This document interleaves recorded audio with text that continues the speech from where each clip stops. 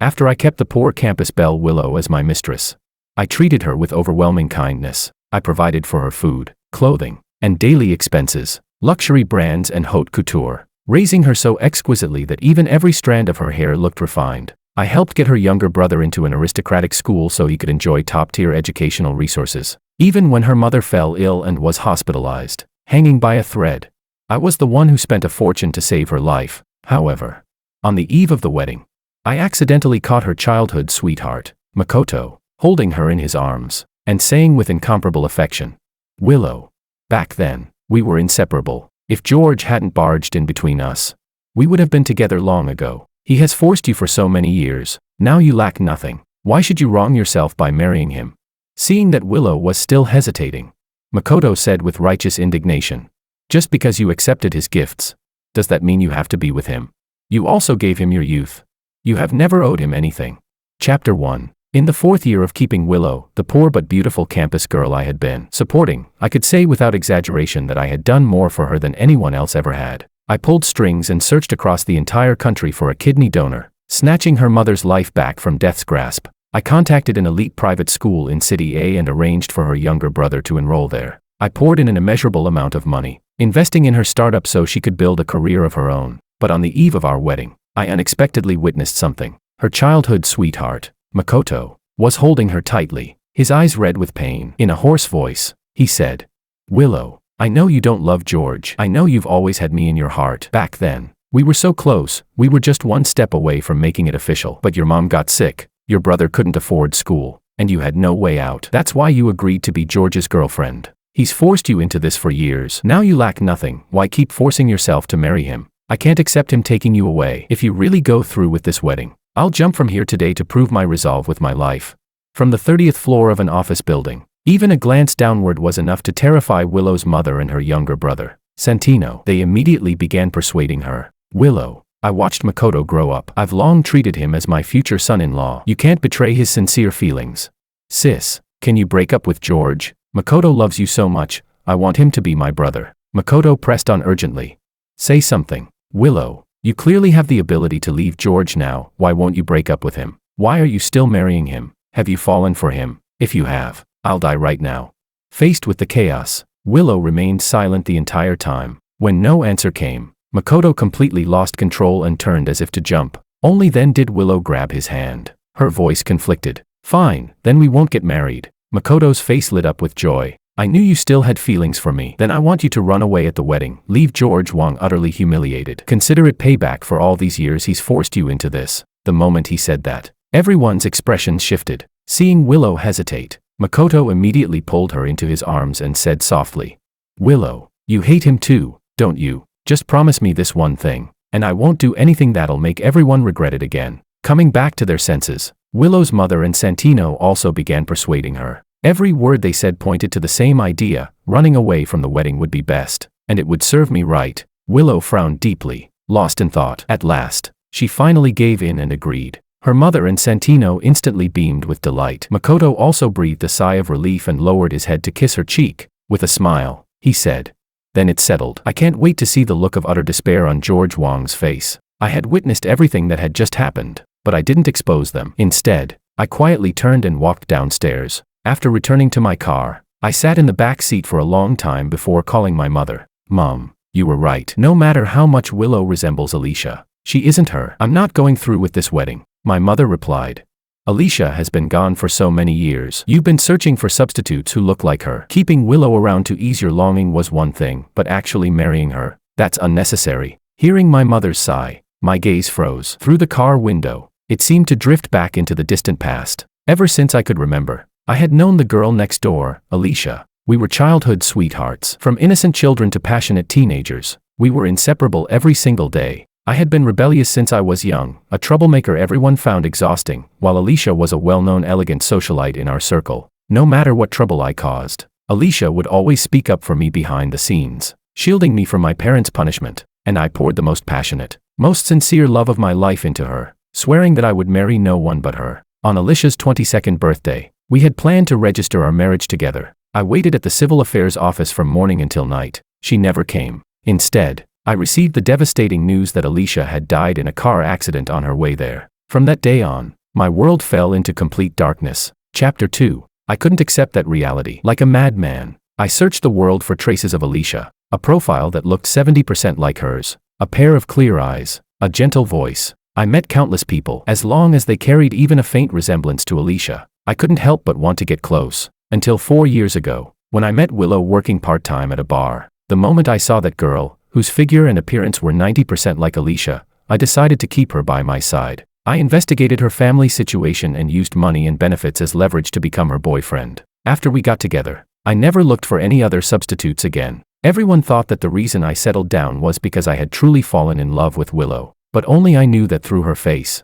I was remembering Alicia. I remained clear-headed as I sank into the illusion I had woven for myself, almost mistaking the fake for the real. It wasn't until I witnessed that farce just now that I finally woke up. A substitute will always just be a substitute. My voice hoarse, I said.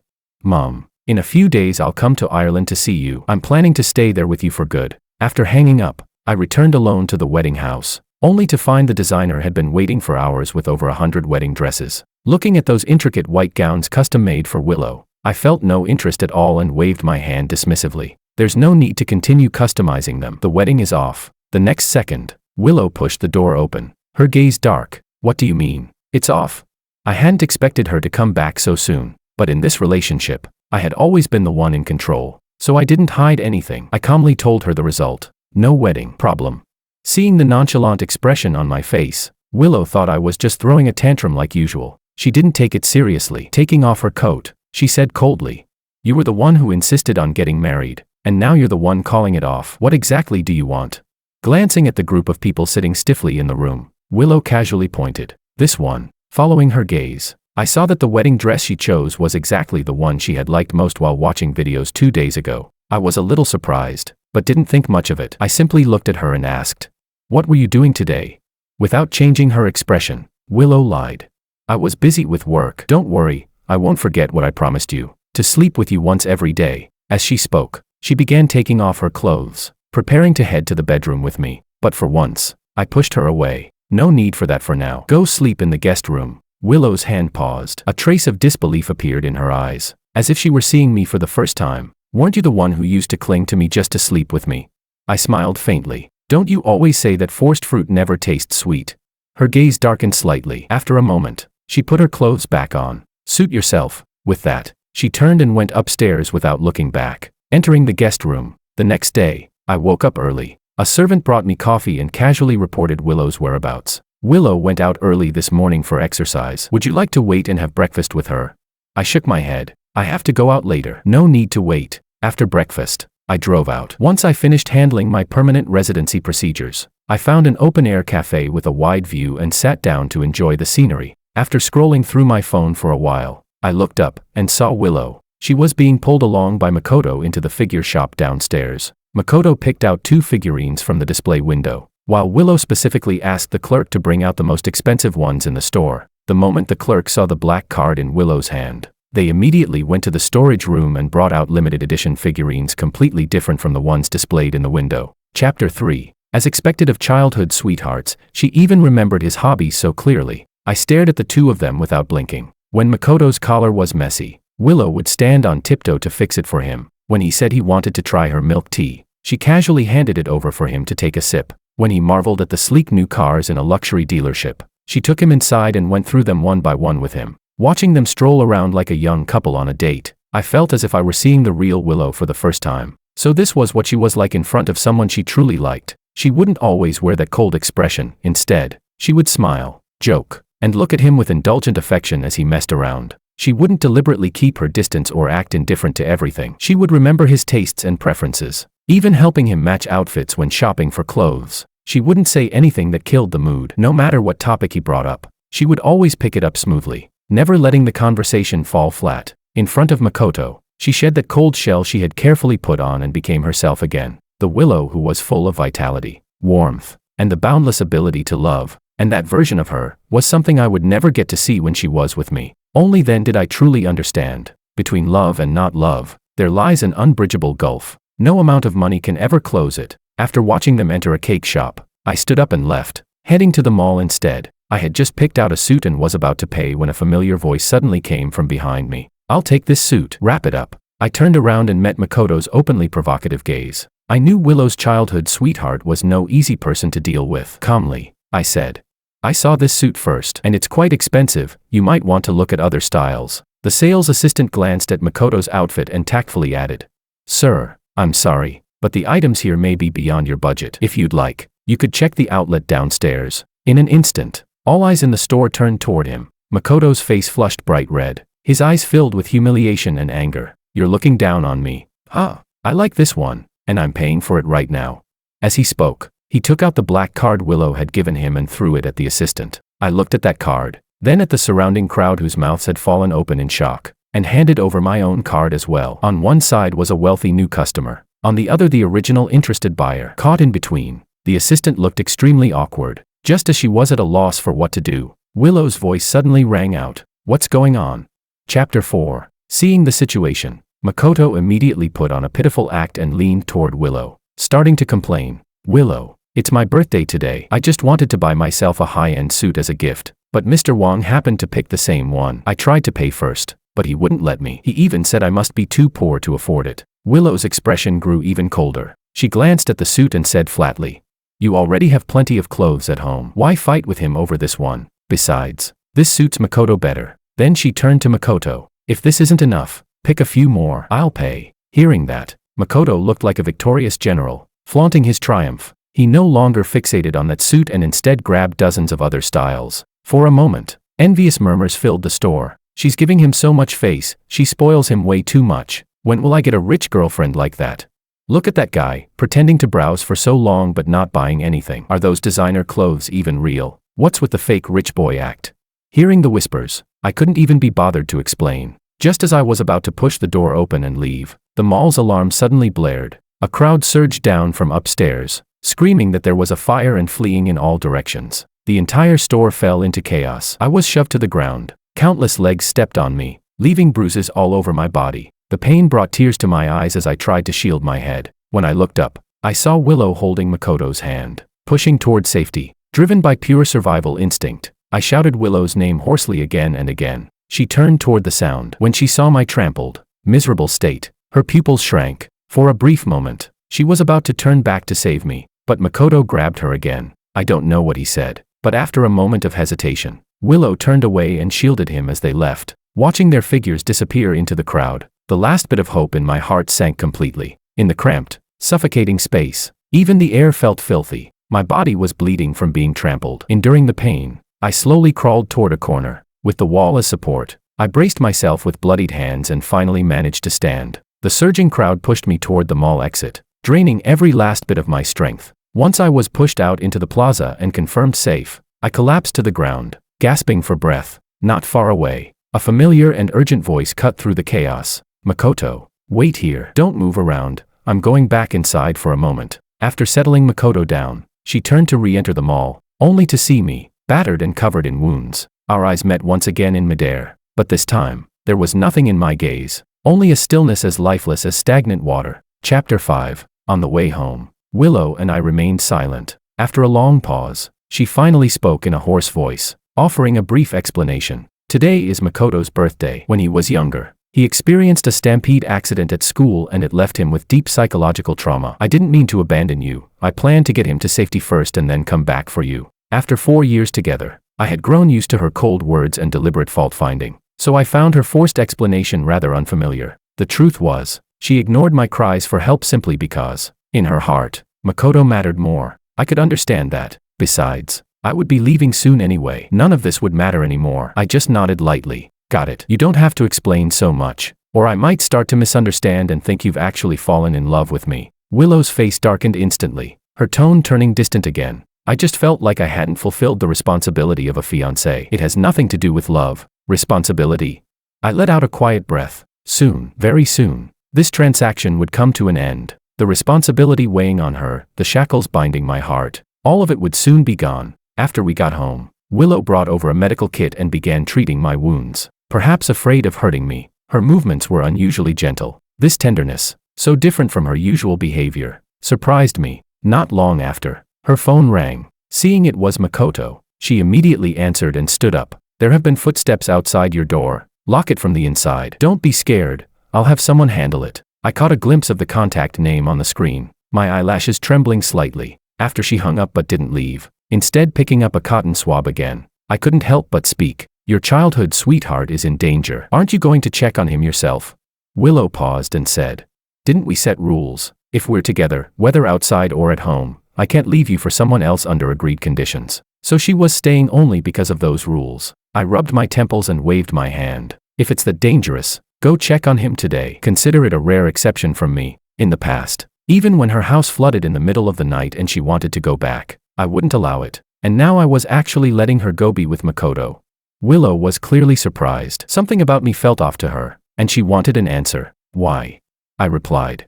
Aren't your mother, your brother, and that childhood sweetheart the three most important people in your life? If something really happened to them, you'd regret it for the rest of your life, wouldn't you? I'm just being kind. Whether you go or not, it's up to you. Hearing my casual tone, Willow froze for a moment. The look in her eyes grew complicated, but she didn't deny it. She quickly composed herself, grabbed her keys, and left. And once she left, she didn't come back. I didn't ask where she went. After treating my wounds, I went to rest. The next day, I packed up all my belongings and arranged for them to be shipped to Ireland. While packing, I found many items from our relationship, couple accessories I had bought, various things I had given her, and even photos I had forced her to take with me. I threw them all away. On the third day, I met a few friends at a bar. I drank a bit too much and couldn't find the private room. Staggering upstairs and downstairs several times, I suddenly heard a familiar name outside one of the rooms on the first floor. Willow, are you really planning to run away from the wedding for Makoto? We've all seen how sincerely George has treated you over the years. Are you really going to give up an entire forest for one tree?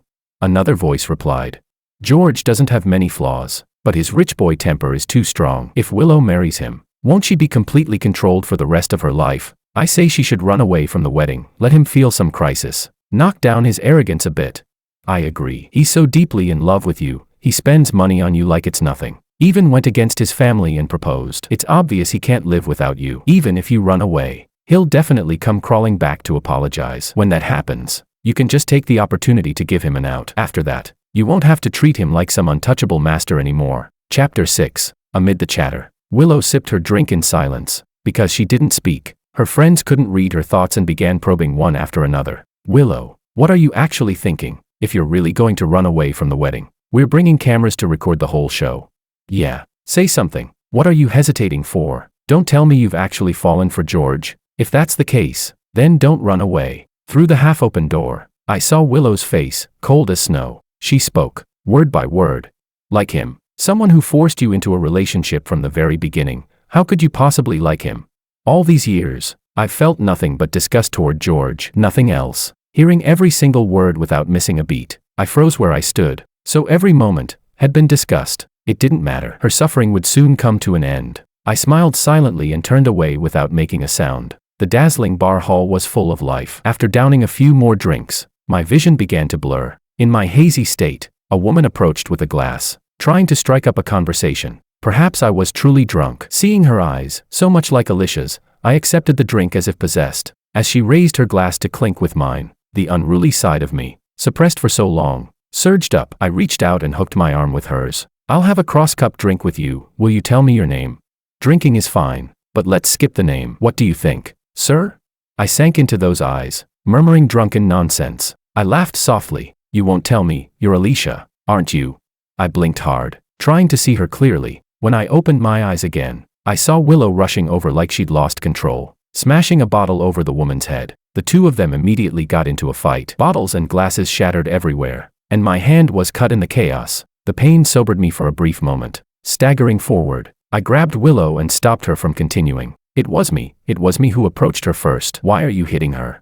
The boiling anger in Willow seemed to freeze. Her gaze turned razor sharp as she looked at me. For some reason, under that stare, I suddenly felt a little guilty. I shook my head, forcing a few reasonable explanations out of my muddled mind. Don't you think her eyes look a lot like yours? You don't even like me anyway. How about this? You don't come looking for me anymore, and I'll just keep someone else instead. What do you think? With every word I said, Willow's expression grew darker. She finally couldn't hold back. Grabbing me, she dragged me out of the bar. You're tired of me now, planning to use me and then throw me away. George, I'm telling you, I won't allow it.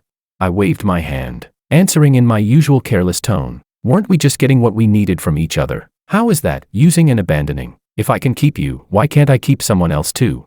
That single sentence completely ignited Willow's anger. She glared at me fiercely, gritting her teeth. You dare? I frowned, irritation flashing in my eyes. What's there I wouldn't dare? You were always just Alicia's substitute. Before I could finish, a voice suddenly interrupted. Willow, I just went to the restroom. Why are you out here? Makoto's sudden appearance broke my train of thought, and gradually calmed Willow down. She suppressed the surge of emotions inside her, helped me stand, and her tone returned to calm. He's drunk. I'm taking him back. Since you're here, get in the car. With that, she tossed him the keys and helped me into the back seat. Makoto drove, but his gaze kept flickering toward the rearview mirror. How did he end up at a bar? I don't know. Hearing Willow's cold tone, Makoto's eyes shifted slightly, and he deliberately continued. I heard that before he met you, he had a lot of girlfriends and was a regular at bars. Willow, it's a good thing you're not marrying a man like that. Otherwise, who knows, after marriage, he might go right back to his old ways. Willow, who had just calmed down, became agitated again. Makoto, focus on driving.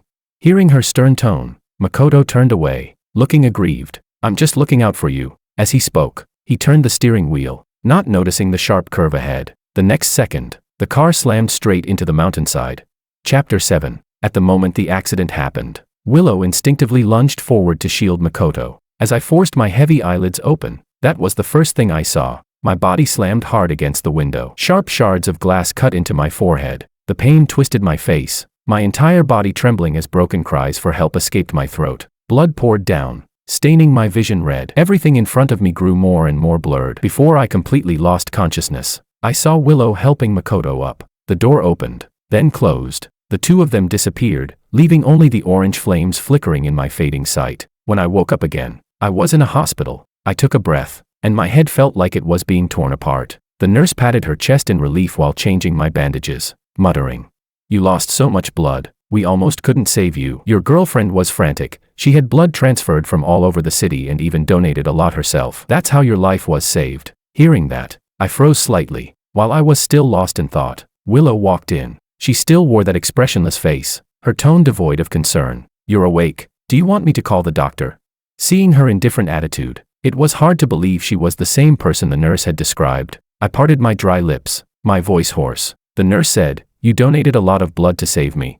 A trace of discomfort flashed across Willow's eyes before she said coldly, "If I didn't, you would have died. It's just repayment for all the money you've spent over the years. Don't overthink it." So it was to repay a debt. That made sense. I nodded. In that case, we're even now. Let's settle everything between us and call it a clean break. The intention in my tone, to draw a clear line, made Willow feel an inexplicable unease. Looking at my weakened state, recalling what I had said drunkenly outside the bar, she bit her lip. A clean break. I saved your life, so that repays what you've done for me. But what about the pain you've caused me all these years? How do we settle that?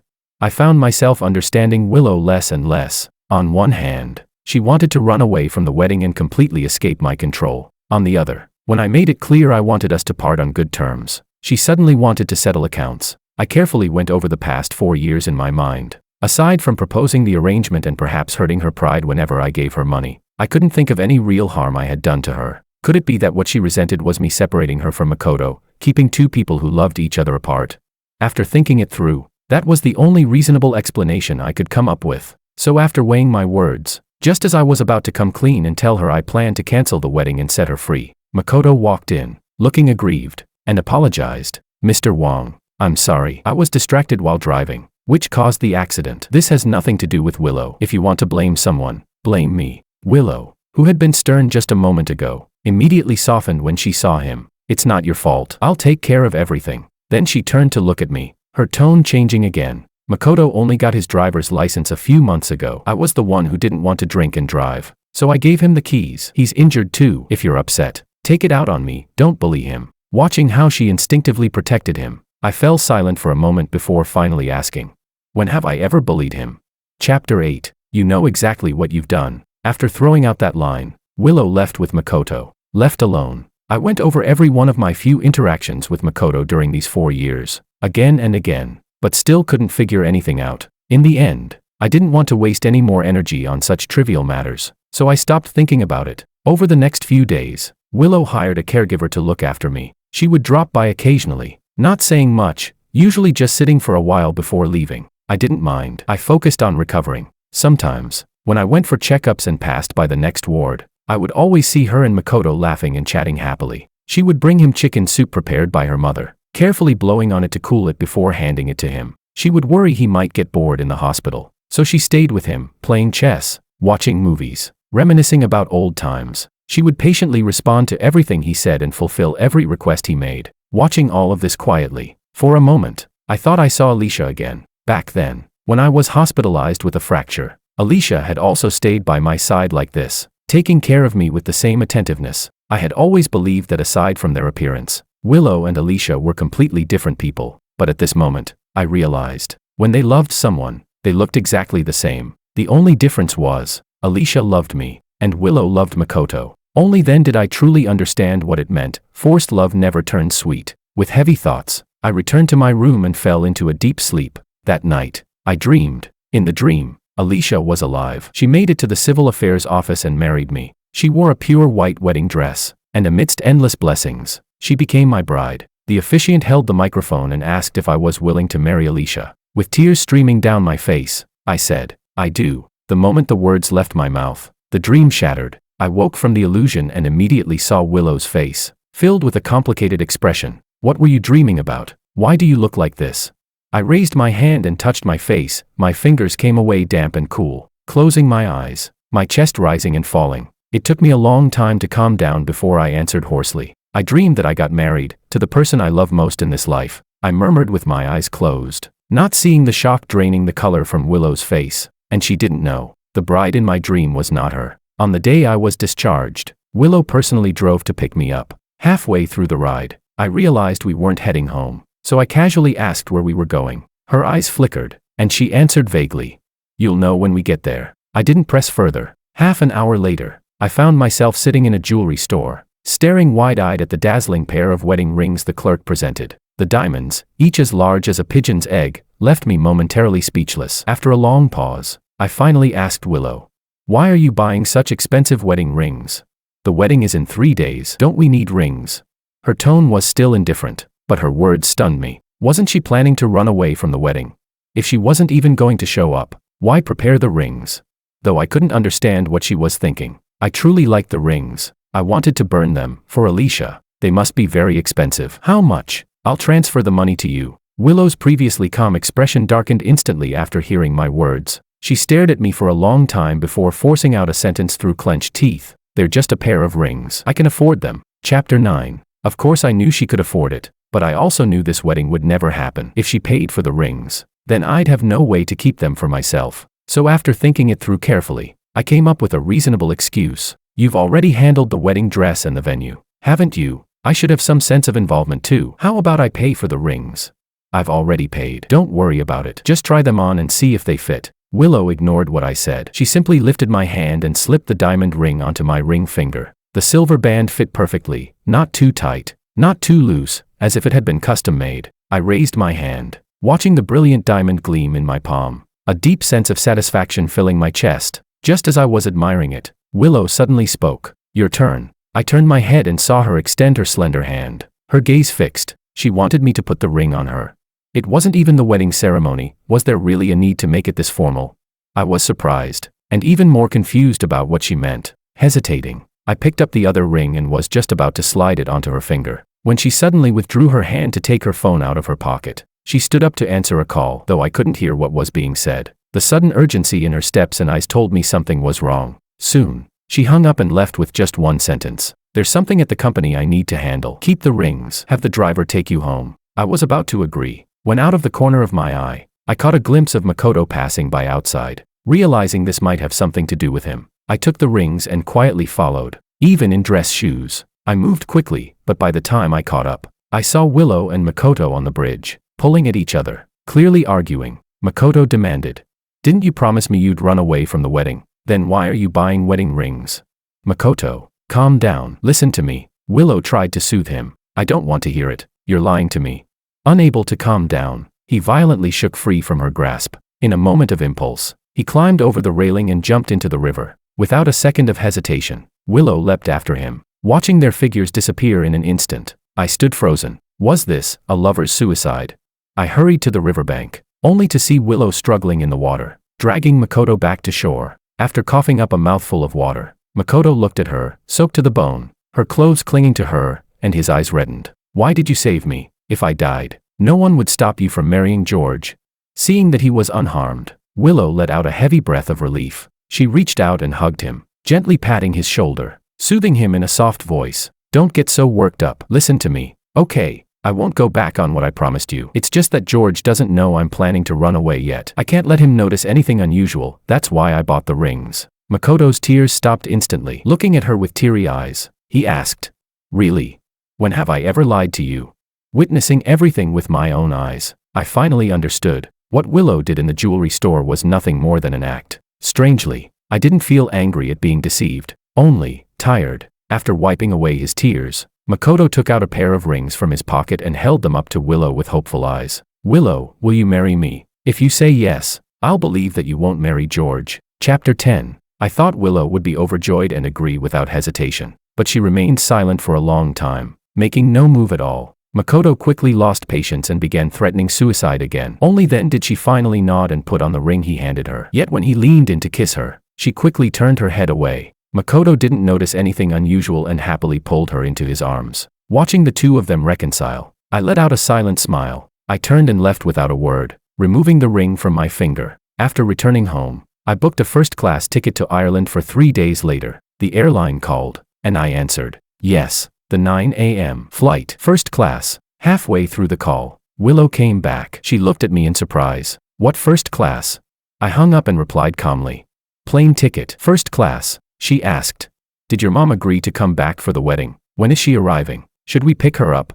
Seeing that she had misunderstood, I didn't explain. No need. Willow didn't ask further. She took off her coat. Looking around, she noticed that many things in the house seemed to be missing. She frowned. Have you been having people clear out the house recently?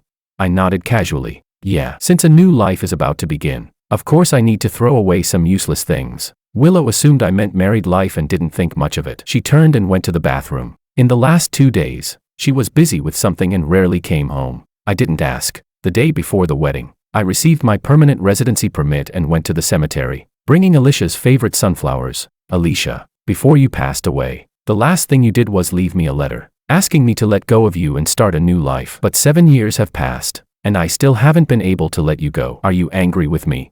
If you are, then so be it. I've always been good at making you mad anyway. In this life, I've only ever loved you. I murmured everything in my heart, standing before her grave for a long, long time. Only when the sun began to set did Willow call, asking where I was. I gave her the cemetery address, and she said she would come pick me up. I didn't refuse. After getting into the car, Willow unexpectedly showed a bit of concern. We're getting married tomorrow. Did you come to the cemetery today to share the good news with your family, your grandfather, or your grandmother? I shook my head and changed the subject. Just visiting someone. What about you? Why did you suddenly come?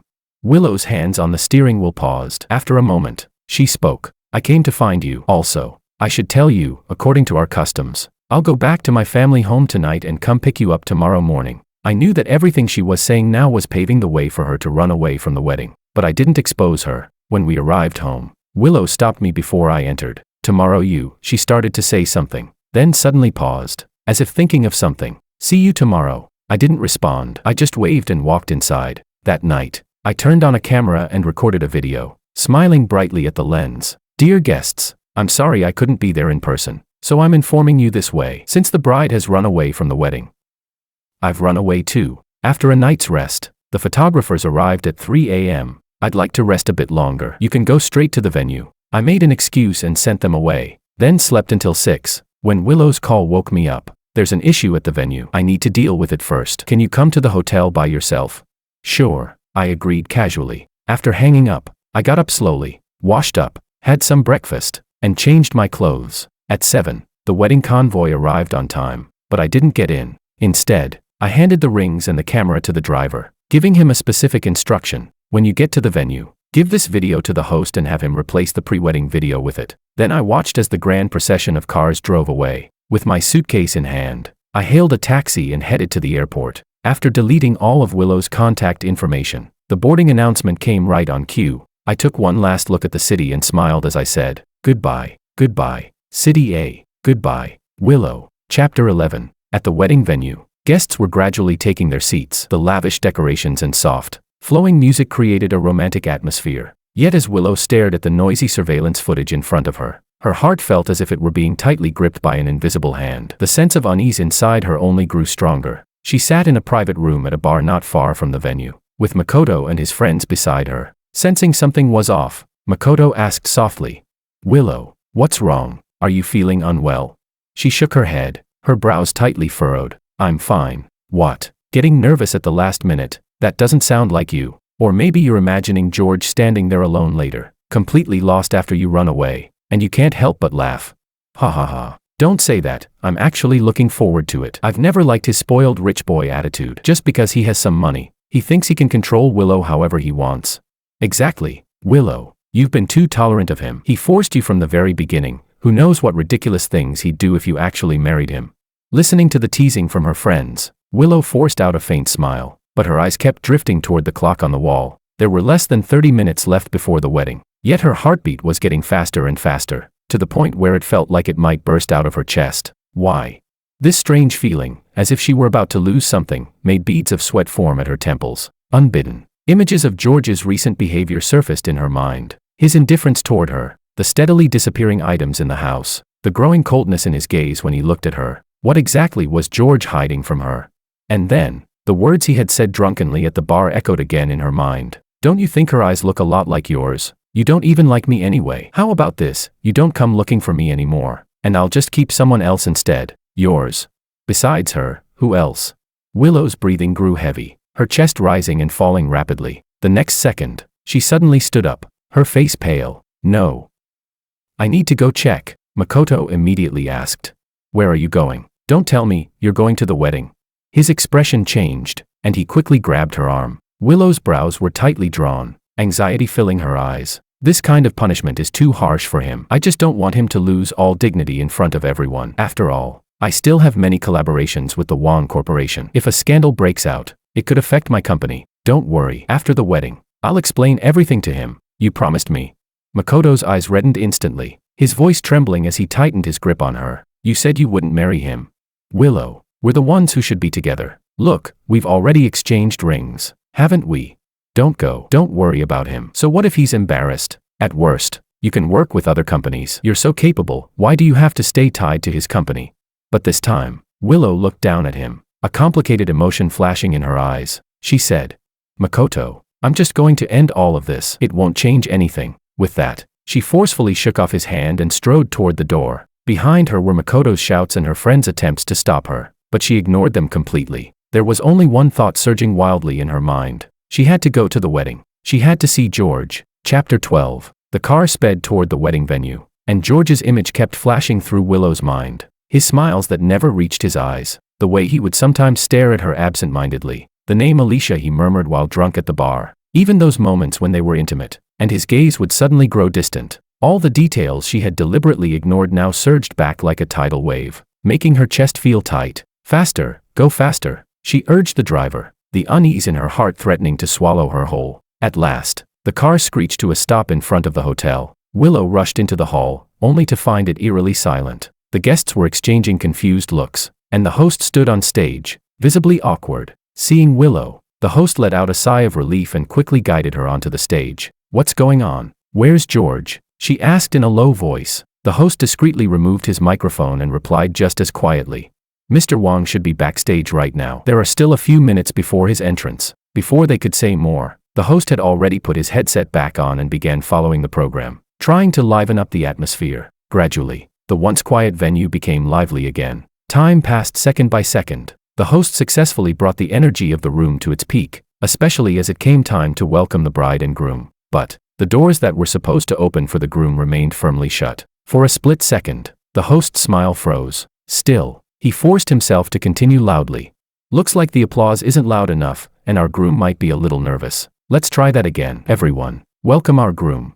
The crowd erupted in cheers once more, but the doors in front of them did not open. The moment Willow arrived at the venue, her heartbeat had calmed slightly, but now it began racing wildly again. Ignoring the host trying to stop her, she strode forward and pulled the doors open herself. Behind her, the host scrambled to cover the situation. It seems our bride can't wait to see the groom. Then let's have the bride and groom enter together. But his words were met with nothing but silence. Everyone could see clearly. Behind the doors Willow had opened. Aside from a few staff members, there was no one there. The groom had not arrived. Willow's face turned deathly pale. She staggered a few steps forward, looking outside, but George was nowhere to be seen. A terrible premonition began to rise in her chest. Just as she turned to head toward the backstage lounge, a staff member hurried over and stopped her. After hesitating for a moment, the staff member handed her a camera. "Mr. Wang left this. He said you should watch it yourself." Willow took the camera with trembling hands and pressed play. On the screen, George appeared in simple casual clothes, smiling faintly at the camera. "Dear guests, I'm sorry I couldn't be there in person, so I'm informing you this way, since the bride has run away from the wedding." "I've run away too." Willow's pupils shrank violently. Her grip tightened so hard it seemed like she might crush the camera. Ignoring the murmurs of the guests behind her, she suddenly turned and rushed toward the backstage room, only to find it completely empty. "George," she whispered his name, her heart feeling as if it were being torn apart. With trembling hands, she picked up her phone and dialed his number, but all she heard was the cold, mechanical voice. "The number you have dialed is powered off." Chapter 13. The wedding is on hold. Willow threw those words at the host and rushed out of the hotel, her ears ringing. The murmurs of the guests pierced her like knives. Did the groom stand the bride up? I heard she didn't even want to get married in the first place. Well, now she just ran off. Tisk. How embarrassing. Serves her right. Young Master Wang is someone countless people wish they could cling to, and she still turned her nose up at him. If someone threw money at me like that, I'd do anything. Willow clenched her fists so tightly her knuckles turned white. It felt like a massive weight was pressing down on her chest, making it hard to breathe. Her steps toward the parking lot grew faster and faster. There was only one thought in her mind. Find George. Ask him what he meant by all this. But just as she pulled open the car door, a familiar figure blocked her path. Willow. Makoto wore a delighted smile, spreading his arms as he instinctively tried to hug her. "You really ran away from the wedding. I knew you liked me. You would never let me." Willow sidestepped his touch, cutting him off with a cold voice. "Move. What's wrong with you?"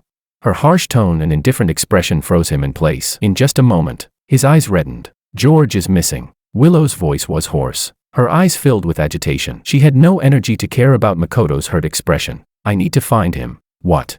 Makoto's eyes widened in disbelief as he grabbed her arm. "What does it matter to you if he's missing? Isn't it good that he ran away? Didn't you already say you didn't want to marry him?" Willow ignored him, frowning. She shook off his hand without hesitation, opened the car door, and got in. Seeing this, Makoto immediately climbed into the passenger seat. "What are you doing?" "I'm coming with you." He stubbornly fastened his seatbelt. "I want to see what kind of game he's playing." Willow had no time to argue. She slammed on the gas, and the car shot forward. She went first to the cafe George often visited, then to the gallery, even to the bar where they first met, but he was nowhere to be found. With every place she checked, her heart sank a little deeper. "Willow, what are you even looking for?" Makoto finally snapped, his sharp voice cutting through the air. "Isn't it better that he ran away? Didn't you promise to break up with him? Are you regretting it? Willow, don't you love me? Then why are you looking for him now? Have you fallen for him? Have you?" Willow tightened her grip on the steering wheel, exhaling deeply, her voice hoarse. "I just want to make sure he's okay. What could possibly happen to him?" Makoto sneered. "Someone like him would never let himself suffer. Maybe he's hiding somewhere laughing right now. And I think he's just playing hard to get. He doesn't actually want to run away. He just wants to see you panic while searching for him. So you'll think you can't live without him." "Willow, don't fall for it." Willow said nothing. She simply drove in silence, until the car finally stopped in front of the house she once shared with George. Chapter 14. Before pushing the door open, Willow had imagined countless possibilities, but what she never expected was, she couldn't open it at all. Incorrect password. The mechanical prompt sounded again and again, her hands trembling more with each attempt, until suddenly, there was movement from inside. With a click, the door was pulled open from within. Several movers were sitting together, and in the middle of the living room were a few cardboard boxes, filled with her belongings. George's friend stood there with his arms crossed, looking at her indifferently. "You're here? Your things are already packed. Take them and get out." Willow stood frozen, as if something inside her chest was shattering. After a long moment, she finally found her voice, her throat dry. "What do you mean? Where's George?" His gaze, laced with mockery, shifted from her to Makoto, who was standing close behind her. "What do I mean? You've been dumped. Isn't that obvious enough? He's busy with his own life. Why would he stay behind to recycle trash like you?" Makoto's eyes widened instantly. Furious, he stepped forward to shield Willow. What nonsense are you spouting? That bastard George has been the one clinging to Willow this whole time. If anyone got dumped, it's him. He doesn't even dare show his face. Just sends you out here. This is obviously playing hard to get. He's really a dog. Slap. A loud crack cut him off. If you don't know how to speak, then shut up. Anger flared in George's friend's eyes. Makoto's cheek immediately swelled red, and he winced in pain. You actually hit me. Willow, I was just telling the truth. Why is he targeting me? It must be George, he can't stand me. So he sent his friend to humiliate me on purpose. Almost instinctively, Willow pulled Makoto behind her, frowning slightly. I'm not going to run away from the wedding. Those were just meaningless jokes between me and my friends. Tell George to come out. I want to talk to him properly. Slap. Another sharp sound echoed. George's friend rubbed his palm, now slightly numb, and looked coldly at the two of them. You think I won't hit you just because I hit him? Someone like you, a scumbag woman like you, deserves it even more. Can't understand plain words. I told you to get out. This house already belongs to me now. George gave it to me, and he's no longer in the country. Don't act crazy here. I'm not like George. I don't care about that face of yours. Even if I ruined that face, I wouldn't care. Who do you think you are? If it weren't for the fact that you look like her, someone like you wouldn't even be qualified to stand by George's side. The pain spread rapidly across her cheek, but Willow's mind only echoed with one sentence. He's no longer in the country. What did that mean? What did it mean that he wasn't in the country? Just yesterday, they had agreed to meet today. Today was supposed to be their wedding. If George wasn't here, where had he gone? Why wouldn't he even give her a chance to explain? It was just a harmless joke with her friends. From beginning to end, she had never truly intended to run away from the wedding. And what did he mean by, if it weren't for the fact that you look like her? Who did she resemble? Every time George had stared at her absent-mindedly, was it really because he loved her? Or was he looking at someone else through her? Once that thought appeared, it refused to leave. Did George ever truly love her? Chapter 15. What are you doing?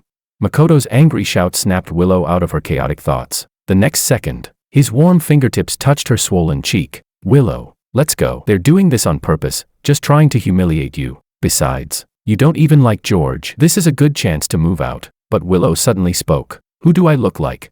Makoto's rambling continued in her ears, but Willow stared fixedly at George's friend, her chest heaving. She asked, "What exactly do you mean by those words?" The friend let out a mocking laugh, clicking his tongue impatiently. You really went to the same school as George? Something this simple and you can't understand? How did you even get in? George has gone abroad, and you, someone who couldn't even stay in your place as a substitute, got dumped without a second thought. Got it now? His tone was calm, but each word was like a blade, stabbing straight into her heart. A substitute, dumped. Her eyes turned red as she suddenly kicked over one of the boxes in the middle of the living room. Everything spilled across the floor, but none of the things George had given her were there. George didn't want her anymore. How could that be? He clearly loved her so much. Willow shoved Makoto away, who had been holding her waist, and rushed into the room. The space was spotless. There wasn't a single trace left of them ever having lived there. George, come out. The guests at the wedding are still waiting for us to go back. George. She called his name over and over again, her voice trembling more each time, until it finally carried a faint sob. Truthfully, she had always felt that George didn't seem to love her that much. So again and again, she leaned toward someone else, trying to provoke his jealousy, trying to prove that she was the one he truly loved. All these years, at the moment George proposed to her, the joy in her heart had almost been impossible to hide. She had never admitted her feelings for him, because she was afraid that once she did, he would leave her. She had already planned everything. After they got married, after they officially registered, once he could no longer leave her, she would give him all her love and attention, only to him. As for before the wedding, she had no choice. Makoto was always threatening to kill himself. She couldn't just ignore it, so she could only placate him first. But how had things ended up like this? Several movers entered the room and dragged the motionless Willow out, tossing all the things she had bought herself out in a heap. George's friend shrugged. I've made it very clear. George is gone. If nothing unexpected happened, the plane he's on has probably already left the country by now. No one's here to watch you put on this act. Don't stay here and annoy me. Get lost. Makoto was shoved out without mercy, and the door slammed shut in front of them. Willow, how can he treat you like this? Isn't this house supposed to be shared property between you and George? What right does he have to give it away to someone else? I don't care. You need to make him give the house back. This is clearly yours. George, that piece of trash. Bang. Willow's fist slammed into the wall behind Makoto. The force of it stirred the strands of hair at his temple. All his curses died in his throat. He is my husband. Her voice was cold. Show him some respect. Chapter 16. What did you say? Makoto's voice suddenly rose, his already pale face turning even worse. He stared at the blood seeping through Willow's fingers, breathing heavily. Have you fallen for George? Have you? Willow fell silent for a moment. Emotions churned in her eyes before settling into a low response. Yes. Makoto looked as if he'd been struck by lightning. He staggered back a step, tears instantly spilling from his eyes. Then what am I to you? What did you take me for? You said you loved me, you even exchanged rings with me. You promised you'd run away from the wedding. You said you didn't love him. How can you treat me like this now? That was just to deceive you. You kept threatening suicide. I couldn't just watch you die. Willow's voice was hoarse. The pain in her knuckles made her even more clear-headed. The ring, you forced it on me. I never intended to run away from the wedding. The person I've always liked is. That's a lie. Makoto screamed hysterically, cutting her off. Tears blurred his vision as he muttered almost madly. You said you hated him. You said he forced you. You don't love him at all. Stop joking with me. Willow, you don't love him. I was wrong. Willow closed her eyes briefly, then spoke with firm resolve. I love him. Those words were like a blade, stabbing straight into Makoto's heart. His whole body trembled. Suddenly, he turned and rushed toward the window, yanking it open as if to jump. Fine. If you don't want me anymore, then I'll just die. My life has no meaning anymore. Willow, I can't accept you loving someone else. How can you marry another man? Willow's pupils shrank as she stepped forward instinctively. Makoto, don't do anything reckless. Standing by the window, tears streaming down his face, he turned back to look at her. Willow, can you really bear to watch me die? If you still insist that you love George, that you want to marry him, then I'll jump right now. Willow clenched her fists, her knuckles turning white. She knew he was threatening her, but she didn't dare gamble. In the end, she took a deep breath and gave in. Come down first. We'll talk when we get back. A flash of triumph passed through Makoto's eyes. The corners of his lips even curved into a smile. So you agree to marry me? Willow didn't answer. She simply reached out, pulled him down, and said calmly, let's go. I'll take you home. Makoto assumed she had compromised. He wiped his tears hastily and obediently followed her into the car. The scenery outside sped by. He stared intently at the woman in the driver's seat, talking nonstop about how much he loved her, even though Willow kept a cold face and didn't respond with a single word. But when the car finally stopped in front of his house, he realized something was wrong. Willow, this isn't the way to your place. Willow unbuckled her seatbelt expressionlessly, got out, and opened the back door. Get out. Panic filled Makoto. He clung to the seat, refusing to move. What are you doing? Ignoring his struggle, Willow forcibly dragged him out of the car and pressed the doorbell of the Ito household. Makoto Ito's parents quickly opened the door. Seeing their son with red eyes and Willow's cold expression, they froze in confusion. Willow, what is this? Uncle, aunt. Willow's voice was icy as she pushed Makoto toward them. From now on, I won't be responsible for him anymore. If he threatens suicide again, please keep a closer eye on him. Chapter 17. Willow, you can't do this to me.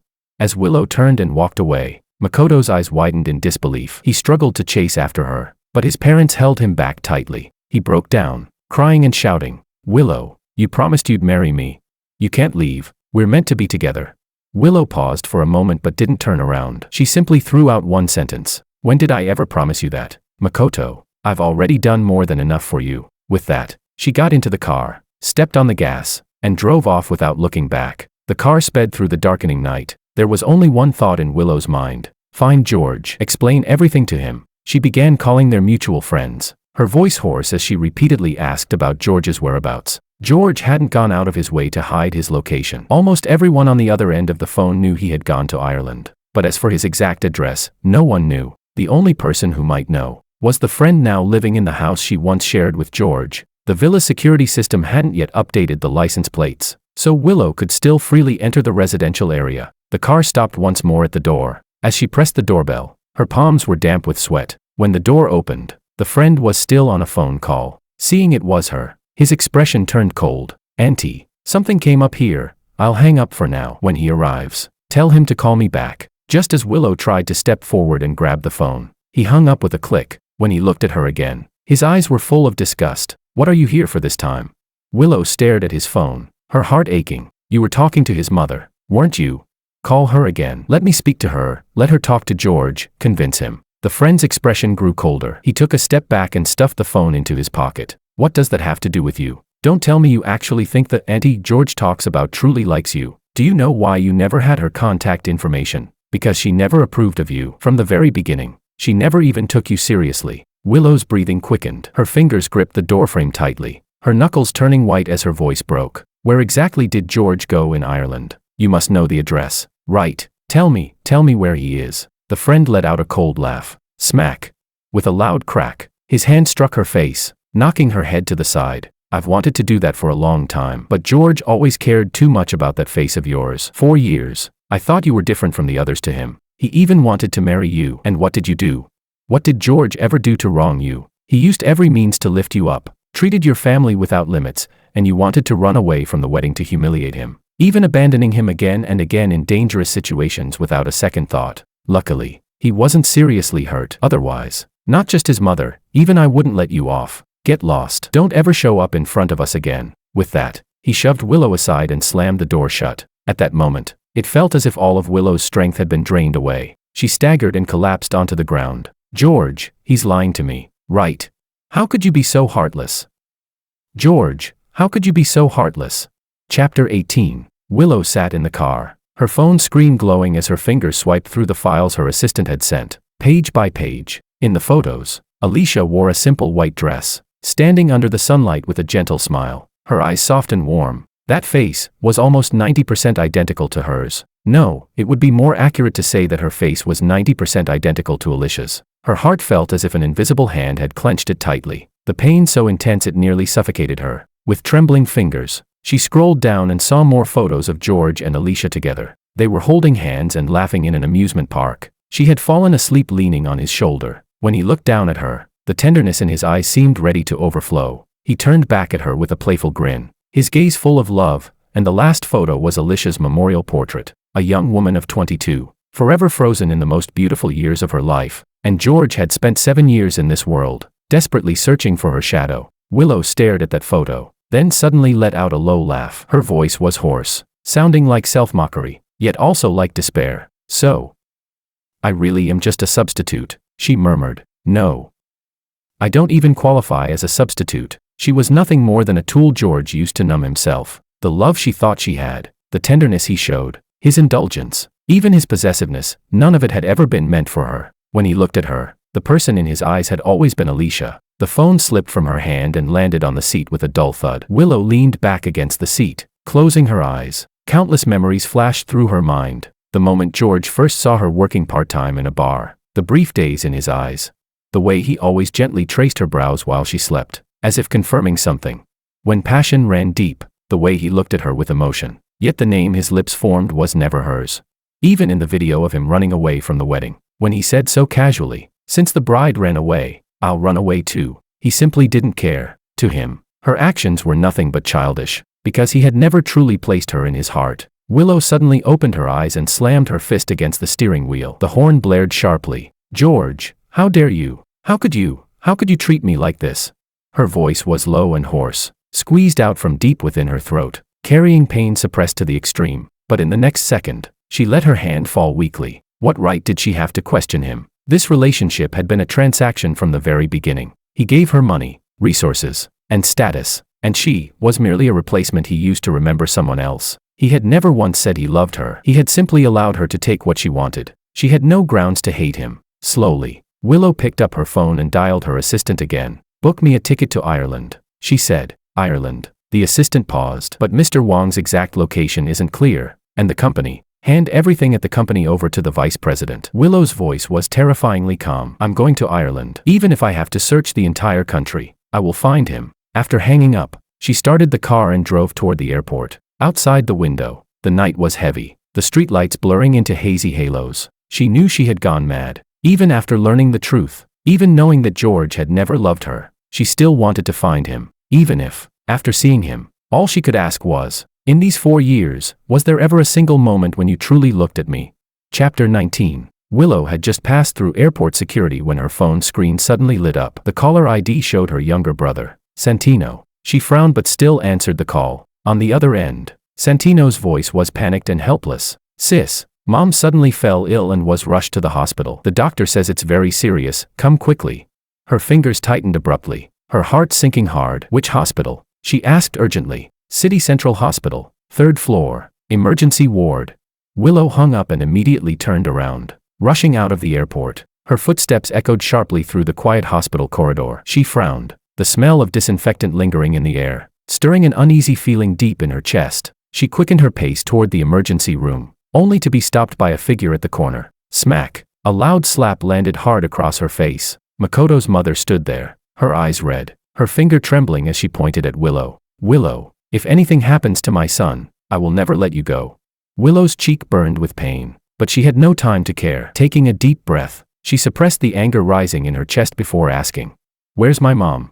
"You still remember to ask about your mom." Makoto's mother's voice was sharp, her trembling hand no longer striking. "She's in the ward right now, with Makoto." Willow's pupils shrank. She shoved past her and rushed toward the ward. The moment she pushed the door open, she saw her mother sitting by the bedside, and lying on the bed was Makoto. His face pale, his wrist was wrapped in thick bandages, his eyes closed, as if he were asleep. "Mom," Willow's voice was hoarse, her hurried steps coming to an abrupt halt. "You're okay." Willow's mother stood up, her face dark. "I'm fine, but Makoto isn't." She strode over and slapped Willow again. "You unfilial daughter. Makoto grew up with you and has always been devoted to you, and yet for the sake of that George, you drove him to suicide." Willow's head snapped to the side, blood seeping from the corner of her lips. The pain left her motionless for a long moment, her gaze growing colder. "Did you have Santino lie to me to get me back?" she asked. Willow's mother frowned. "So what if I did? If I hadn't said that, would you have come back?" She grabbed Willow's arm, her voice lowered but laced with undeniable threat. "Makoto is still being treated. The doctor said he lost too much blood, he almost died. If he wakes up and doesn't see you, what if he tries to kill himself again? We had already agreed before. What exactly did you do yesterday to push such a good young man into suicide?" Willow took 2 steps back, her hollow gaze falling on her mother's face. "So, what do you want me to do?" she asked. "Marry him." Her mother twisted her arm hard, furious at her stubbornness. "Makoto has been the son-in-law I chose since he was a child. You must marry him. I've watched him grow up. You two were so good together before, weren't you?" But Willow stared at her, enunciating each word clearly. "The one I love is George." Smack! Another slap. Willow's mother trembled with rage. "George? He used to humiliate us with money, always acting superior. Who knows what he'll do to you after you marry him?" "Mom, I was wrong before. He's really a good person. The one I've always loved is him. As for Makoto, I've only ever treated him as a younger brother." "Have you lost your mind? For a man like that, you keep defying me." She suddenly grabbed a fruit knife from the table and pressed it against her own wrist, her voice shaking. "Willow, if you don't agree to marry Makoto today, I'll die with him. Anyway, your head is already filled with that scumbag George." Willow froze completely. The ward fell into dead silence. After a long while, she slowly closed her eyes, her voice hoarse. "Fine." Only then did her mother lower the knife, letting out a breath of relief, turning to Makoto's mother with a reassuring smile. "Don't worry. Once Makoto wakes up, we'll discuss the wedding." Makoto's mother wiped her tears and nodded repeatedly. Willow stood there, like an empty shell, her soul completely hollowed out. Chapter 20. When Makoto woke up, his eyelashes trembled slightly before he slowly opened his eyes. The harsh white hospital lights made him squint instinctively. Through his blurred vision, he saw Willow standing by the bed, her expression cold. "Willow," his voice was weak, tinged with sobs as tears instantly welled up. Choking, he said, "Am I dreaming? You're really here." Willow's mother immediately stepped forward and took his hand, her voice full of concern. "Makoto, you're finally awake. You scared me to death. Don't ever do something so foolish again. You'll always be the son-in-law I've chosen, and Willow is definitely willing to marry you." But Makoto only stared fixedly at Willow, trembling as he reached out his hand. "Willow, are you really willing to marry me? Really?" Willow simply nodded expressionlessly. That small gesture made Makoto burst into tears of joy. He suddenly sat up, ignoring the wound on his wrist, and wrapped his arms tightly around her waist. "I knew it. I knew you wouldn't abandon me." His embrace was too forceful, his nails almost digging into Willow's flesh, his voice laced with an unhealthy obsession. "Willow, you're mine. You'll always be mine. You can only stay by my side forever." Willow's body stiffened slightly, her brows knitting almost imperceptibly. When Makoto was finally discharged, Willow took him to a psychological clinic under the pretense of visiting as friends. She said, "Makoto, a friend of mine just opened this wellness center. Let's go get a simple checkup to support his work." Her tone was calm, but her eyes carefully observed his reaction. Makoto stayed close behind her, holding her hand tightly and unwilling to let go. He showed no dissatisfaction and nodded earnestly. As long as Willow was with him and asked him to do it, he was willing to do anything. 2 hours later, Willow stared intently at the evaluation report, her brows tightly furrowed, severe paranoid personality disorder, accompanied by symptoms of depression and anxiety, the doctor said. The patient has a strong desire for possession and control, and may develop pathological fixation on a specific person. While Makoto was in the restroom, the doctor pushed up his glasses and spoke quickly. If this wasn't noticed before, it's likely that a specific person once gave him preferential treatment unlike anyone else. Now that attention may have been withdrawn or shifted to someone else, causing his condition to worsen suddenly. However, treatment requires the patient's cooperation. Otherwise, it's very difficult to see improvement. Willow silently accepted the diagnosis, folded it, and slipped it into her pocket. But as she pushed open the door, she met Makoto's reddened eyes. Willow, Makoto's voice trembled, the corners of his eyes crimson. You brought me here, do you think I'm sick? Before Willow could respond, Makoto suddenly lunged forward and grabbed her arm, tears streaming down his face. I'm not sick, I just love you too much. You can't reject me because of this. Was it George who told you to do this? Is he still contacting you? You still can't let him go, can you? Makoto, calm down. Willow tried to pry his fingers loose, but it only triggered a more hysterical outburst from him. I won't allow you to leave me. If you dare to go, I'll kill myself. The commotion in the consultation room drew in doctors and nurses. It took several people working together to barely pull Makoto away. He was pinned to a chair and injected with a sedative. Even as his consciousness began to fade, his eyes remained locked on Willow as he muttered, "You're mine.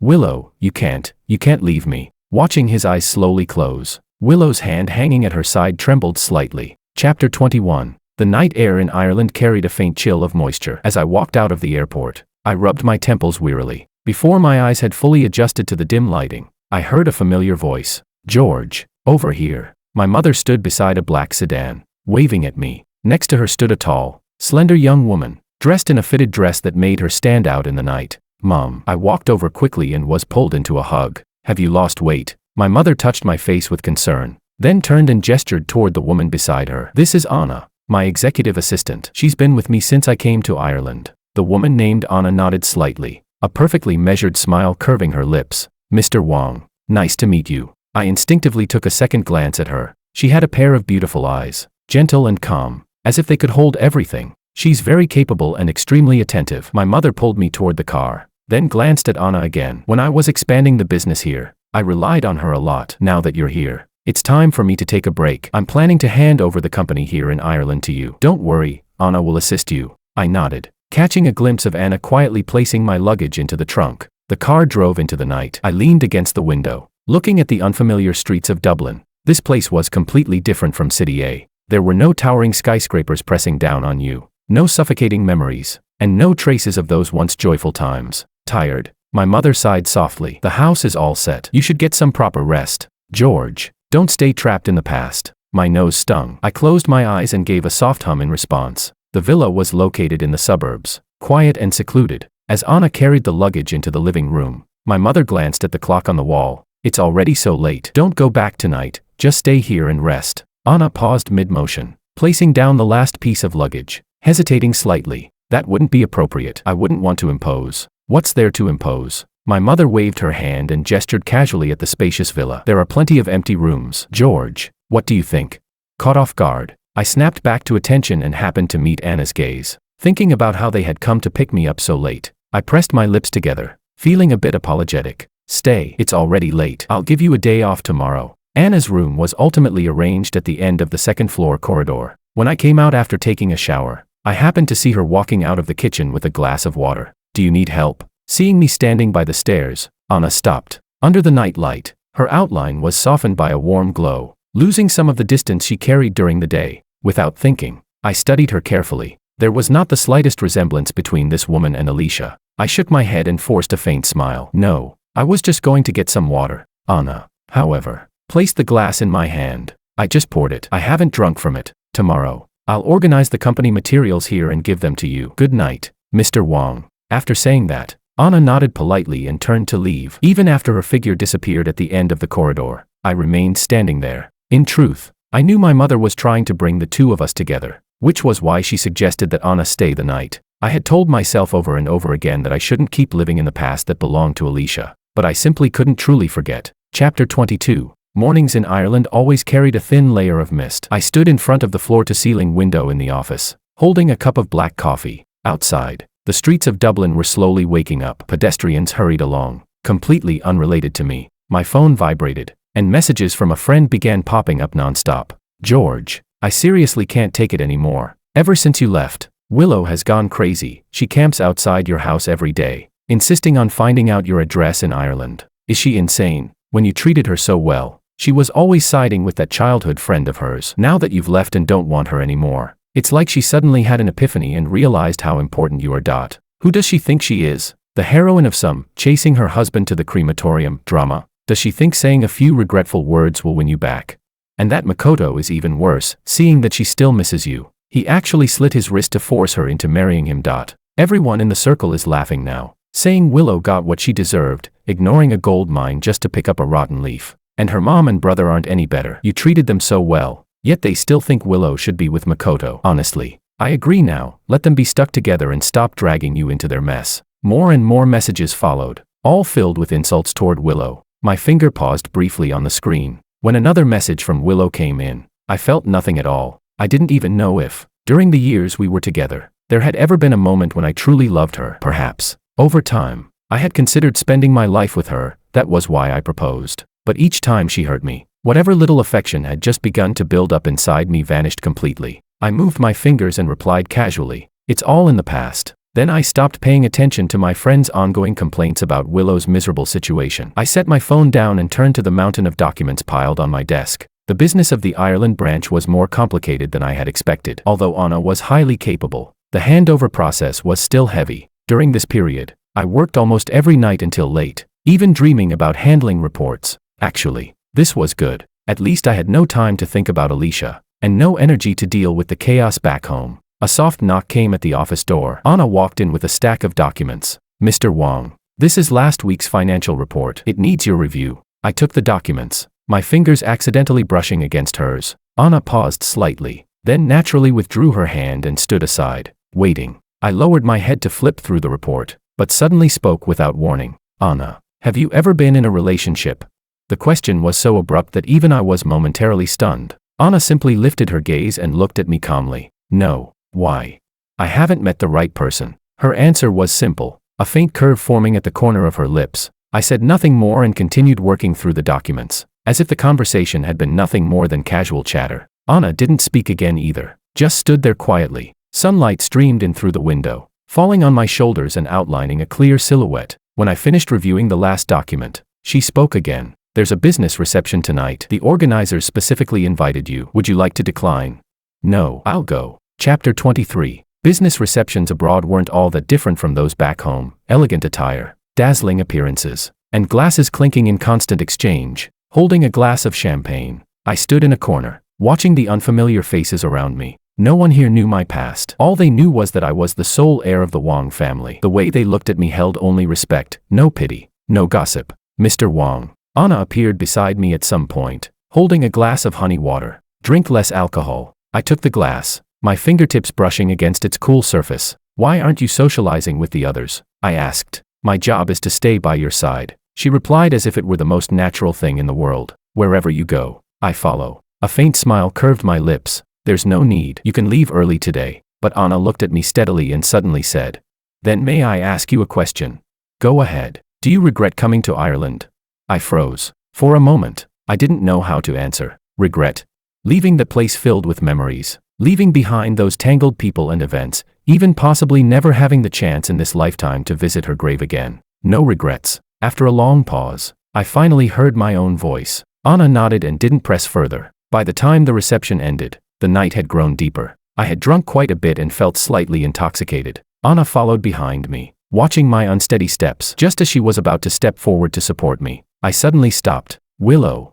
My confusion made Anna lift her gaze, only to see Willow standing at the hotel entrance, staring at the two of us. "George." Willow's eyes reddened as she hurried forward, grabbing my arm. Her voice trembled. "I finally found you. I heard from a friend that there was a business reception in Ireland. I guessed you would be here, so I've been waiting at the entrance. Luckily I didn't give up." The woman in front of me kept rambling about how much she missed me, but in my drunken haze, all I felt was a pounding headache. I instinctively shook off her hand. Anna quickly steadied me, her cold gaze falling on Willow. "I'm sorry, but Mr. Wong doesn't seem interested in speaking with you. Please don't touch him without permission. It's very inappropriate." He's my fiancé. Who do you think you are to lecture me about manners? Willow had already been irritated after being shaken off, and Anna's words only made her chest heave with anger. Get lost. I finally found George, you stay away from him. The commotion cleared my foggy mind slightly. My gaze settled on Willow, my expression devoid of emotion as I spoke calmly. We were never engaged, and we will never get married. Willow, if I remember correctly, you've already agreed to marry Makoto, haven't you? Does he know you came to Ireland this time? Those two sentences froze Willow in place. Her lips trembled as she stammered after a long pause.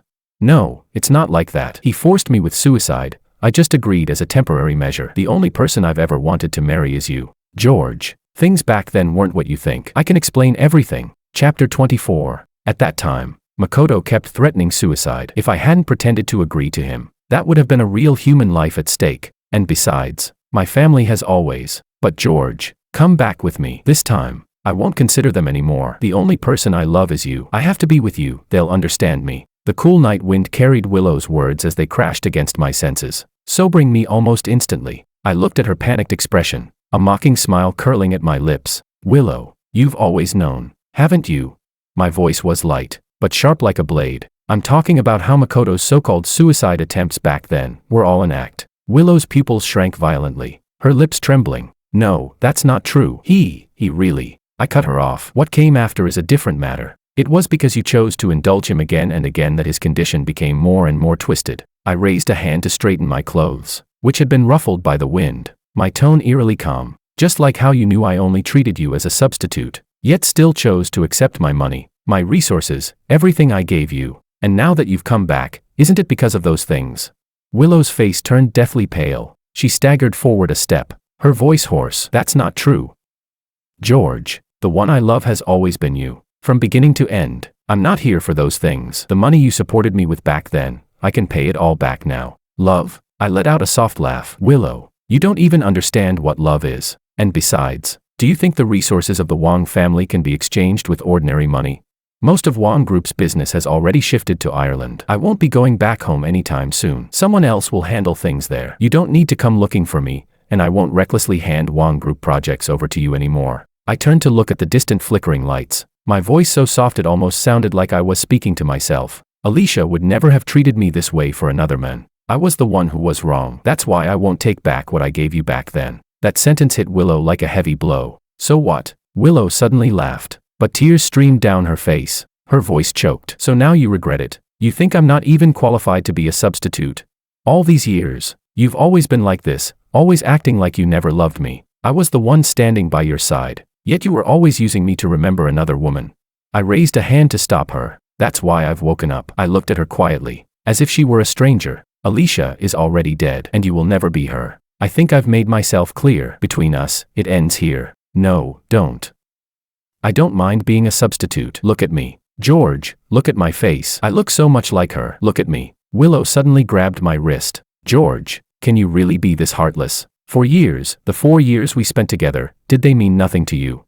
Her fingers were ice cold, gripping my clothes tightly. Anna immediately stepped forward and grabbed Willow's wrist. Let go. In the instant the two women confronted each other, I gently pried Willow's hand away. Willow, I rubbed my aching temples, my tone calm. Do you know, in these 4 years, the only thing I regret is mistaking you for her. That light, almost casual sentence completely shattered Willow. She stood there in a daze, watching as I turned and walked toward the hotel lobby without looking back, Anna following closely behind. The night wind lifted the hem of my coat, and that figure gradually disappeared behind the revolving door, just as if I had never existed in her world. Chapter 25. The moon hung high in the sky as Willow followed all the way, finally stopping her car in front of the villa. She watched Anna support me as we walked inside, yet Anna never came back out. The villa remained brightly lit, but Willow didn't have the courage to walk up and ring the doorbell. The curtains of the master bedroom upstairs were drawn. Faintly, 2 figures could be seen moving inside. Soon, the lights went out, and the villa fell into a dead silence and darkness. Willow's hands, hanging at her sides, clenched tightly. Her sharp nails dug into her palms, breaking the skin, yet she felt nothing. Who was that woman? She didn't resemble Alicia at all. Then why would George allow her to stay by his side? Clearly, she was the one who resembled Alicia the most. As long as she could remain by George's side, as long as he could change his mind, she would do anything. Willow's thoughts were in complete chaos. Her eyes were bloodshot, yet she didn't dare step forward. It felt as if she had already lost the right to question George. Those words she once said, that George had been obsessively clinging to her, now felt like slap after slap across her own face. She sat outside the villa the entire night, until the next morning, when the villa door opened. Anna stepped out, still wearing the same outfit from yesterday. Her slightly open collar revealed a faint pink mark, suggestive and intimate. After tossing the trash into the bin by the door, she noticed Willow's car, a hint of surprise flashing in her eyes. "Is there something else?" The woman's tone was calm, her eyes beneath loose strands of hair filled with casual indifference. Willow pushed open the car door. Her bloodshot eyes locked onto Anna as she demanded, "Why are you staying at George's house? What's your relationship with him? Do you even know that there's someone he loves deeply in his heart? Someone like you, there's no way he'd ever be interested."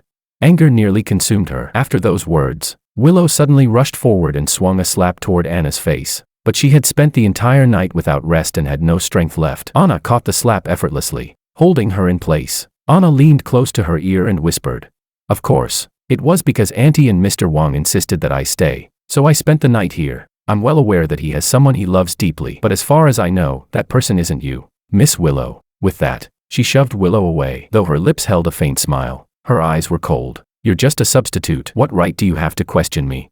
Enraged by those few words, Willow's eyes turned crimson as she raised her hand again to strike. But this time, Anna didn't dodge. She merely tilted her head slightly. Willow's hand brushed past her face, and Anna staggered back, her body slamming heavily against the wall. At that moment, the door was suddenly pulled open. I stood there, expressionless, looking at Willow, who was still breathing heavily. The moment her eyes met mine, I raised my hand and struck her without hesitation. The sharp sound echoed as Willow staggered back. Her hands trembled at her sides, tears gathering in her bloodshot eyes. "George." I didn't even touch her. "You won't even listen to my explanation, and you hit me for her." Chapter 26. I said coldly, "Back then, didn't you also have no evidence, yet firmly believe that I had bullied Makoto?" That emotionless sentence froze Willow in place. The men who used to smile at her so gently in her memories now looked at her with nothing but unfamiliar indifference. I supported Anna and looked down at Willow, whose body was trembling. "Why are you always so self-righteous? Back then, you defended Makoto without knowing the full story. I did nothing, yet you accused me of being vicious. As for the harm you caused me, you brushed it off by saying he was still young. And now, haven't I made myself clear enough yesterday? Willow, who exactly is the one clinging and refusing to let go?" Willow's eyes were red. She opened her mouth as if to say something more, but I didn't look at her again. Supporting Anna, I walked back into the villa and shut the door with a loud bang, cutting off the outside completely. I pushed Anna away from me, my expression indifferent. "Anna, who told you to make decisions on your own?" My voice turned cold, like the first frost of early winter. Anna staggered half a step back from the push, her back lightly hitting the shoe cabinet in the entryway. She caught a faint scent lingering on her collar, the smell of alcohol from when I had thrown up on her last night. At the time, my head had been pounding, and my nails had unconsciously scraped across her chest, leaving a thin red mark on her skin. But I clearly remembered telling her to leave and not worry about me. Yet she had taken it upon herself to stay in the room I used to occupy, and had even gone out early to run into Willow. She said, "You drank too much yesterday." I was worried. "Anna, do you like me?" I rubbed my temples, cutting her off. The air seemed to freeze in that instant. Anna felt the tips of her ears suddenly burn, the heat quickly spreading across them. She instinctively wanted to touch her ears, but held herself back, her fingers curling and relaxing at her sides. "Yes, why?" There was no emotion on my face, my tone as casual as if I were asking about the weather. "You're very outstanding, even more than your mother described." I raised my eyes and looked straight into hers. "I don't have those kinds of feelings, Anna. From now on, don't bring personal emotions into work, otherwise, I'll have no choice but to transfer you away from my side." Watching the expectation in her eyes shatter piece by piece, I lost any desire to continue the conversation. I turned and walked upstairs into my room. Truthfully, I didn't quite understand what I felt about Anna. I couldn't find even the slightest trace of Alicia in her, yet being around her gave me an inexplicable sense of calm. If it was love, it didn't quite feel like it. So when I noticed her feelings, I chose to make it clear without hesitation. I couldn't offer any promises now, so I didn't want to hold anyone back. The phone on the table began to vibrate. I picked it up and saw several new messages from my friend. "Willow went to find you. Makoto is insane. He's at the entrance of Wang Group right now holding a banner, saying you stole his wife. Only he would treat a scumbag woman like a treasure. Can those two just stay together forever? I'm so disgusted. I'm going to gather evidence of how those two were messing around together back when you were still with her." Chapter 27. The online public opinion had originally been overwhelmingly filled with insults toward me, yet it completely reversed overnight. The evidence released by my friend was like a bomb, shattering the victim persona that Makoto had so carefully constructed. Chat records, surveillance footage, even hospital diagnosis reports. All the evidence showed that Makoto's so-called suicide attempts were nothing more than one meticulously staged act after another. The most damning piece was an audio recording from before Willow and I were about to get married, where Makoto was smugly bragging to his friend, "That idiot Willow, if I just pretend I'm going to jump off a building, she'll listen to anything I say. She even skipped marrying George at the ceremony because of me. So what if he's the official boyfriend? He's still no match for me." The wave of insults instantly changed direction, all pouring toward Makoto. When Willow received the news, she had just walked out of the airport. A call from her assistant interrupted her as she was about to pick up her luggage. "President, this is bad. Mr. Ito is live streaming on the rooftop of Wong Corporation, saying he's going to jump." On the rooftop of Wong Corporation, the wind howled. Makoto Ito stood at the edge, barefoot, wearing a thin white shirt, holding up his phone as he live streamed. His messy hair was blown wildly by the wind. Tear tracks crisscrossed his face, and his voice choked as he said, "I loved her so much. How could she treat me like this? We were childhood sweethearts. I was the one who came first." The number of viewers in the live stream surged wildly. Among the bullet comments, some expressed sympathy, but far more were mocking. "Here it comes again, the classic suicide act. How many floors are you planning to jump this time? Should we call an ambulance in advance? Just jump already. Don't waste everyone's time." When Willow rushed onto the rooftop, Makoto's eyes instantly lit up. He cried out toward the camera, "Willow is here. I knew she still cares about me." But Willow's expression was dreadful. She hadn't slept for 3 days. Bloodshot veins filled her eyes. Her dress hung wrinkled on her body, and her entire presence radiated a dark, oppressive aura. "Come down. What kind of tone is that? Did George tell you something?" Makoto's tears streamed down in large drops. "Why did you go looking for George? You clearly promised to marry me." The surrounding crowd began to stir, some people quietly trying to persuade him. "Mr. Ito, let's talk this out. Please come down first." "Makoto, have you had enough?"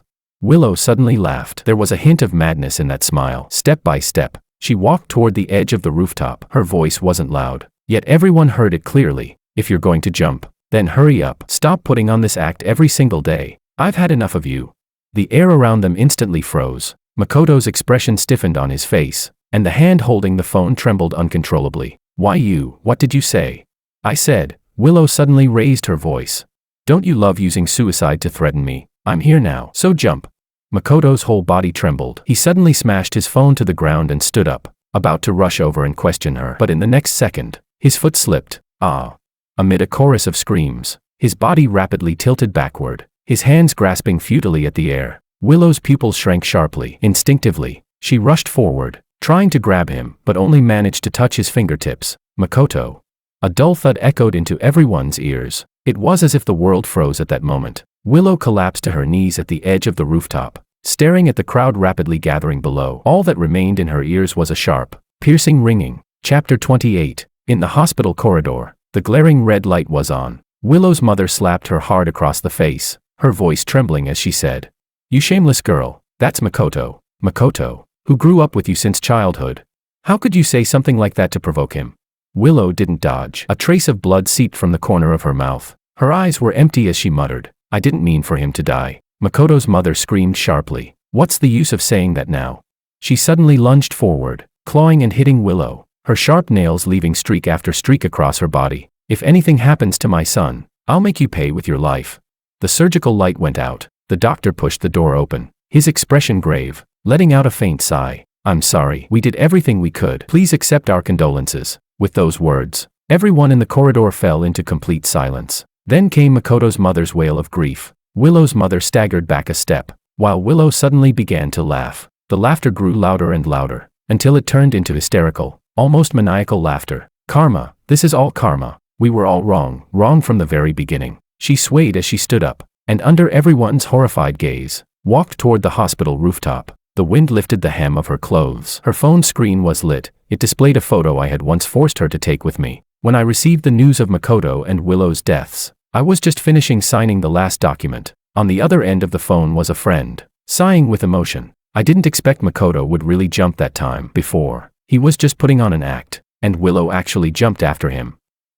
Who knows if it was because of true love or guilt? The dead are gone. Let's not bring up the past anymore. I rubbed my brow, my gaze falling out the window, my expression unreadable as I said, "It's all in the past." Because of the previous misunderstanding, the Wang Corporation unexpectedly gained a wave of guilt-driven supporters online. Even its domestic stock price rose quite a bit. I had originally planned to completely relocate Wang Corporation to Ireland, but I hesitated. In the end, I decided to return to the country, reorganize the domestic branch, and then go back to Ireland. I didn't inform anyone, nor did I plan to meet any old friends. I hurried to the company, arranged everything properly, and once again came to the cemetery. The large bouquet of bellflowers I had personally wrapped was placed in front of Alicia's grave. On the tombstone, the girl's photo still held the same gentle smile, as if quietly gazing at the person she had loved all her life. Alicia, after I leave this time, I really won't come back again. All those years, I kept wondering, why wasn't it me who died? Why did I have to bear all of this?